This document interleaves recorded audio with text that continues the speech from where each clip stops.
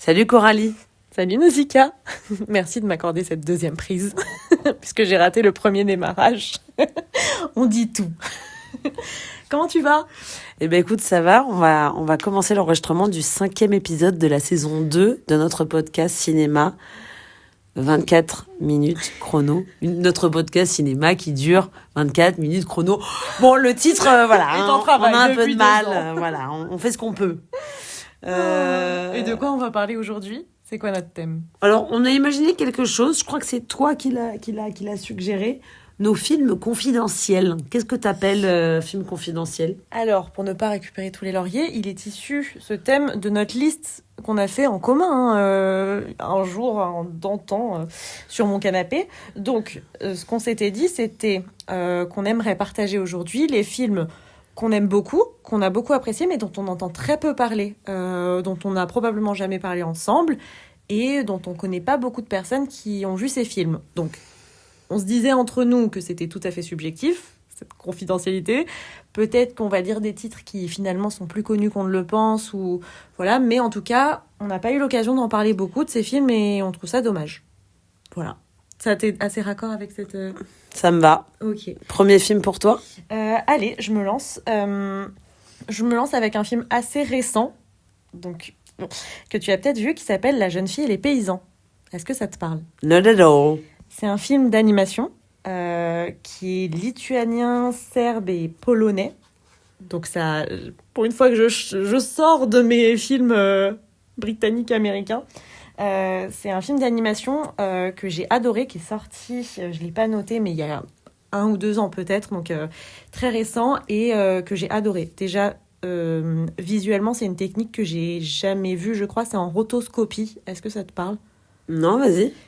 Alors, je veux pas dire de bêtises, je suis pas du tout technique, mais c'est une méthode d'animation qui est basée sur la prise de vue réelle, sur laquelle on va retirer les contours pour en faire de l'animation. Et en l'occurrence, ce film, après les prises de vue réelles, il a été retravaillé par des artistes peintres en peinture à la peinture à l'huile. Et du coup, chaque scène est vraiment un tableau, c'est sublime à regarder, et il me semble que c'est inspiré aussi de tableaux d'époque, d'artistes lituaniens. Enfin, bref, je m'embarque dans des trucs précis dont je suis pas sûre, mais en tout cas, visuellement, c'est une claque, la technique est très originale, et voilà. Et même le film en lui-même parle d'une jeune fille qui habite dans un village reculé, et où elle se trouve forcée d'épouser un homme vieux et moche, alors qu'elle est non, mais c'est dit dans le dessin, dans le film, alors qu'elle est la plus belle fille du village, et je crois qu'en fait on la chope à fricoter avec le fils de ce dernier, ou avec un beau jeune homme, et du coup elle est chassée du village. Elle est maltraitée. Bref, ce film, il m'a fait pleurer. Il m'a beaucoup plu. Est-ce que tu veux enchaîner ou réagir ? Écoute, je vais enchaîner. Okay, en tout cas, ça donne envie. Là, ce que tu décris, les scènes peintes à la main, ça donne vraiment envie de voir, ouais. De voir. C'est sublime. Donc, je note. Je prends bonne note de ton film confidentiel. Moi, j'ouvre avec un film japonais qui s'appelle Les délices de Tokyo.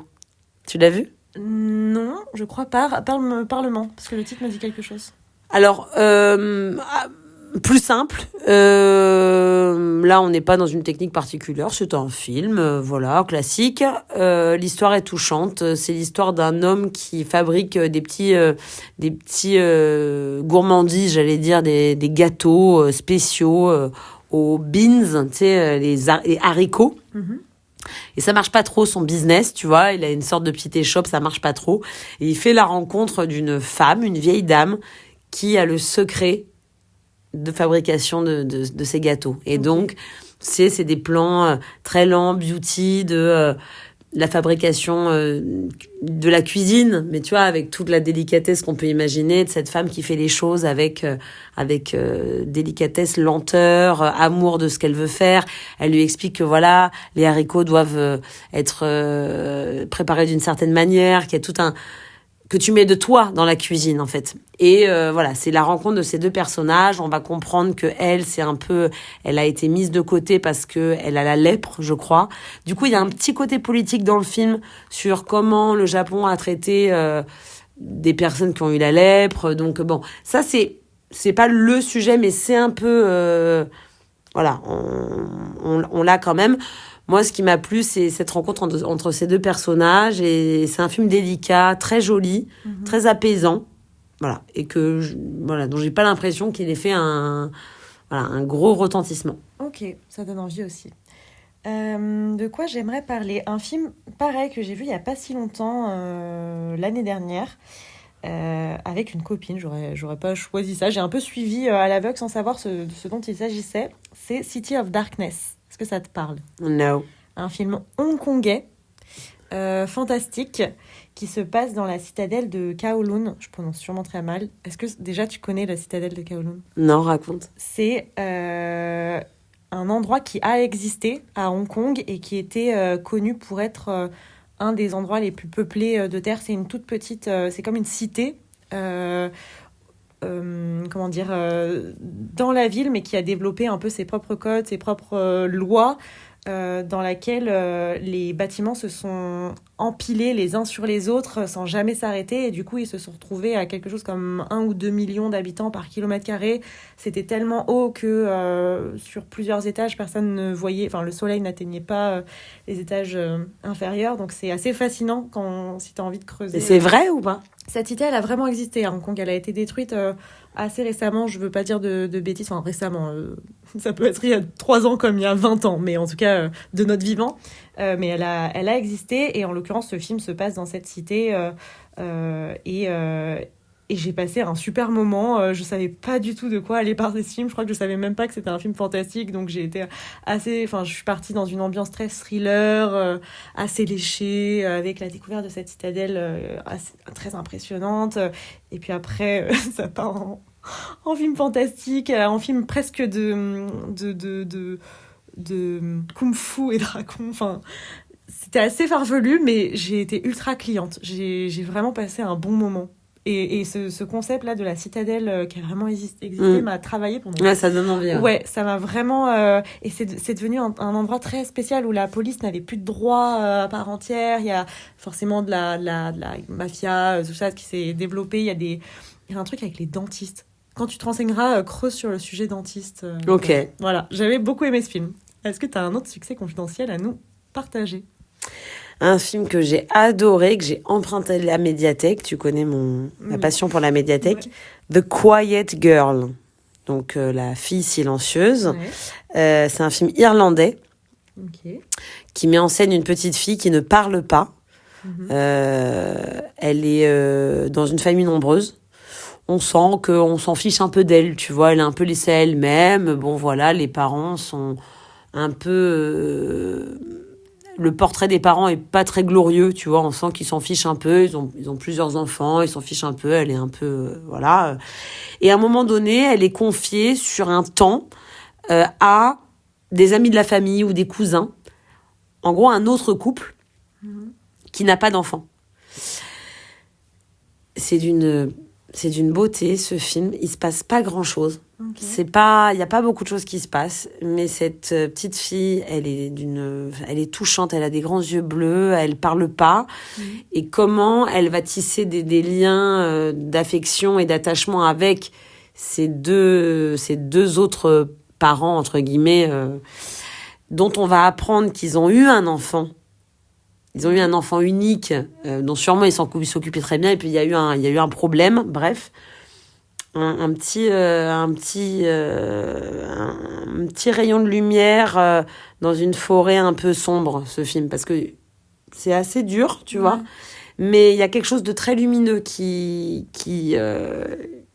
émane, et donc j'ai vraiment confidentiel mais agréable. Okay. Vas-y. Pas vu du tout, mais ça donne envie aussi. Moi, un film peut-être plus connu, ou en tout cas le réalisateur est très, très connu maintenant, mais pareil, j'en ai pas parlé beaucoup, c'est Fruitvale Station.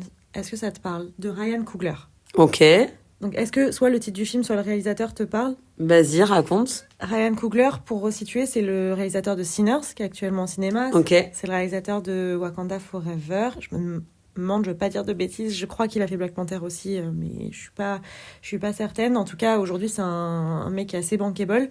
Et d'ailleurs, Sinners, on en parlait hier, nominé, corrige-moi. Je saurais jamais.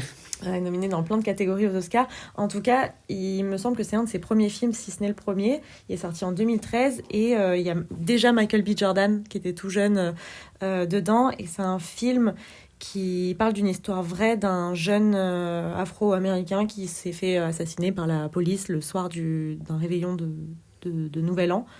Et je me souviens avoir pris une grosse claque devant ce film. Bon, déjà, le thème, forcément, est dur et voilà, tu t'en ressors pas joyeux. Mais je me souviens avoir pris une claque et dans les prises de vue, et le côté technique et le côté jeu d'acteur. Michael B. Jordan, on le connaissait pas à l'époque. Aujourd'hui, c'est une méga star aux États-Unis. Mais en tout cas, j'avais vraiment passé un bon moment. Il me semble que Chad Michael Murray, tu connais? Vas-y. Lucas Scott, des frères Scott. Ok. Ouais, tu le resitues? J'ai pas trop la rêve des frères Scott. Ah ouais, ou Freaky Friday? Oui. Ah, bah le BG de Freaky Friday. Ok. Ça te parle plus? Il joue un des flics dedans. Ok. Bon, en tout cas, ce film, je pense que si j'avais la filmographie de Ryan Coogler dans les yeux, c'est probablement son moins connu et pourtant c'est un de ceux qui m'a mis une claque, quoi. Donc je voulais en parler aujourd'hui. Voilà. À toi? Bien t'en as pris. Je ne connaissais pas cette expression. Je prends, enchaîne. Alors, un film hongrois qui s'appelle... Oui, ça fait très intello. Non, mais j'adore. Un film hongrois qui s'appelle Corps et âme. Okay. Alors, le contexte, c'est on est dans une boîte qui fait de l'abattage de vaches, voilà, de l'abattage de viande, abattage et transformation. Donc il y a ce cadre comme ça. C'est pas le sujet du film, mais c'est quand même, tu vois, c'est quand même le cadre. Et on rencontre les employés de cette boîte, la contrôleuse qualité, une jeune femme assez discrète, mais très carrée dans son boulot, et soit le patron de la boîte ou soit un directeur. Bon. Et en fait, en alternance, on a la vie de ces personnages et des scènes dans la forêt de cerfs, tu vois, un cerf et puis l'équivalent féminin de femelle du cerf, biche. Et en fait, on comprend à un moment donné du film, assez rapidement, qu'en fait, c'est les rêves de cet homme et de cette femme. Et en fait, sans se connaître, ils se rencontrent en rêve en étant cerf et biche. Tu vois ce que je veux dire ? Ouais. Et en fait, au détour d'une enquête qui est menée dans le cadre de la boîte, il y a une psy qui interviewe tout le monde. Et en fait, on découvre que ces deux personnages font le même rêve. Et elle croit que c'est une blague, la psy. Et donc, elle les confronte. Et donc, du coup, ce point commun fait qu'ils discutent. Et c'est une histoire d'amour, en fait. Hein. C'est une histoire d'amour, mais d'une poésie incroyable. C'est pas fantastique du tout. Non, c'est... Voilà, il y a le côté cerf et biche, c'est dans un rêve. C'est comme si tu partageais un rêve avec quelqu'un, tu vois. Donc, c'est un peu magique, c'est très poétique.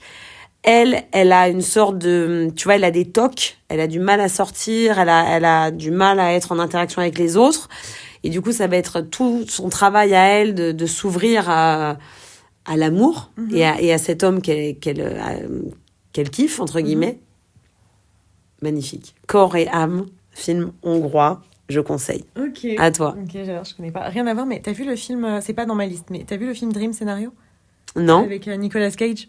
Vas-y. Ah oui, j'en ai entendu parler. Où tout le monde le connaît, c'est ça ? Tout le monde se met à rêver de ce gars. Et au début, c'est super, c'est que des beaux rêves, sauf qu'après les gens commencent à faire des cauchemars où il les tue et du coup il devient détesté. Bref, ça m'a fait penser le côté rêve en commun. Okay. Mais c'est pas un film très confidentiel. Qu'est-ce que j'ai d'autre dans ma petite liste ? Alors, je ne sais pas si c'est confidentiel, tu vas me dire si tu en as entendu parler, si tu le connais. C'est un film français fantastique adapté d'une BD qui s'appelle Seul. Ça te parle ? C'est une BD assez populaire pour enfants. Il y a plein de tomes. Et ils ont fait une adaptation cinématographique en 2017. Et je saurais plus du tout te parler du casting. Mais en tout cas, je voyais la BD. Je suis sûre que si je te montre un tome, tu as déjà vu cette BD à la Fnac ou ailleurs, ou à la médiathèque. mais je l'avais jamais lu. Et j'ai adoré ce film. Je sais pas si... Ça parle de quoi ? Ça parle d'enfants, d'ados qui vont à la fête foraine. Et d'un coup, tout le monde autour, ils sont dans un manège. Et quand ils sortent du manège, tout le monde a disparu. Ok. Il reste plus qu'eux, ils sont 7, je crois, enfin je sais plus combien ils sont. Ils sont tout seuls et du coup ils vont essayer de retrouver, de comprendre où ils ont atterri, où sont les adultes. Je crois qu'ils croisent d'autres personnes d'ailleurs. Voilà. Et je te spoil, attention spoiler. À moi ou au public, je ne sais pas. Bon, c'est un film qui est sorti en 2017 et surtout Vas-y. la BD Oui. a longtemps. Et tu comprends à la fin qu'en fait ces enfants sont morts. Ok. C'est un plot twist, on aurait pu le mettre dans l'épisode Ok. précédent. Ces enfants sont morts en fait dans ce manège qui a déraillé, un truc tragique. Et en fait, ils sont juste dans l'au-delà, ils sont dans un espèce d'entre-deux. Voilà, donc je m'attendais pas du tout en plus à ce twist assez dark Oui. dans un truc pour enfants / jeune ado. Ok. Donc je me souviens que j'avais vraiment adoré ce film et il a jamais eu de suite voilà. Ok. Donc je suis un peu et en plus je connais pas grand monde qui l'a vu. Alors que je pense que pour un film français, il a quand même c'est un film quand même à plutôt gros budget pour nous. Donc je suis un peu triste qu'il ait pas le succès qu'il mérite. Je note. Voilà. Ensuite, Écoute, je l'ai pas noté en premier, mais je l'ai noté après. The Dragon Inside Me. Tu le connais ce film ? pas du tout. Un film russe. Non plus. Un film fantastique. Un petit village qui doit sacrifier chaque année ou tous les 10 ans, bref, à un certain rythme, des jeunes femmes pour que le dragon qui rôde pas très loin ne détruise pas tout le village. Les scènes sont à couper le souffle, c'est magnifique. Je l'ai vu il y a très longtemps, mais je m'en souviens. Et en fait, la fille qui est sacrifiée, le dragon la calcine, et de descendre naît un bébé. Enfin, tu vois, il y a tout un truc fantastique autour de ça. Bref, on a cette espèce de prologue, d'avant-propos, hein. Et puis après, hop, on est sur le prochain sacrifice. Et on va suivre l'histoire de cette fameuse jeune fille qui ne va pas être calcinée, je ne sais plus pourquoi, et en fait qui va apprivoiser en fait le dragon. Et donc ça part un peu en film un peu de romantique. Je vais pas dire La Belle et la Bête, mais il y a quelque chose de cet ordre-là, tu vois. C'est magnifique et je m'en rappelle encore et je pense que je l'ai vu il y a des années et des années. The Dragon Inside Me, magnifique. Okay. Ou The Dragon Inside Me, un des deux, mais voilà. Génial. Ça te plaît ? Ça me donne envie de le voir. Ouais, je vais clairement googler un petit peu dès qu'on finit cet enregistrement. Et ça me fait penser que dans ma liste là de films sous-cotés ou confidentiels, j'ai mis le film Belle, un film d'animation japonais. Ok. Qui est clairement une adaptation moderne de La Belle et la Bête. Donc, ok. Je pensais. Tu l'as vu, t'en as entendu parler ? Non, j'en ai vu pas mal d'adaptations, mais ouais. Vas-y, raconte. Je suis pas sûre qu'on puisse parler de films confidentiels parce que ça a quand même bien tourné. C'est un réalisateur, je crois que je m'étais noté le nom, c'est Osoda. Qu'est-ce qu'il a fait d'autre ?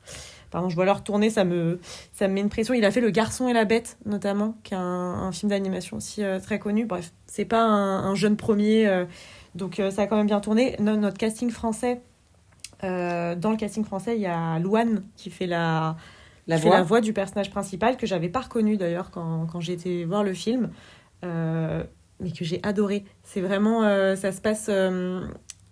c'est La Belle et la Bête dans un monde de réalité virtuelle où une adolescente ultra timide dans la vraie vie est en fait une pop star dans ce jeu de réalité virtuelle où tout le monde se connecte, une espèce d'Hannah Montana dans ce monde. Et dans le monde, il y a une bête qui effraie tout le monde, de qui elle va se rapprocher. Et en fait...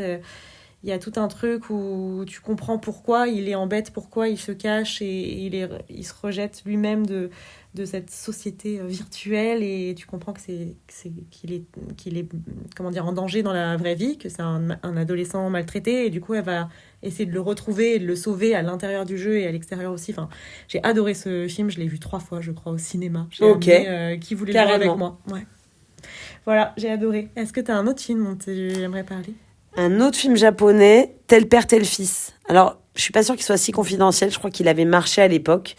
C'est l'histoire de deux familles. De la vie. Deux familles qui ont chacun un fils. Et on va apprendre que les fils ont été échangés à la maternité. Et volontairement. Ok. Tu vois, par une infirmière qui était dans le mal et qui voulait faire un truc pas bien. Et donc, du coup, ils vont être réintervertis. Un peu comme La vie est un long fleuve tranquille, un vieux film là, des années 90.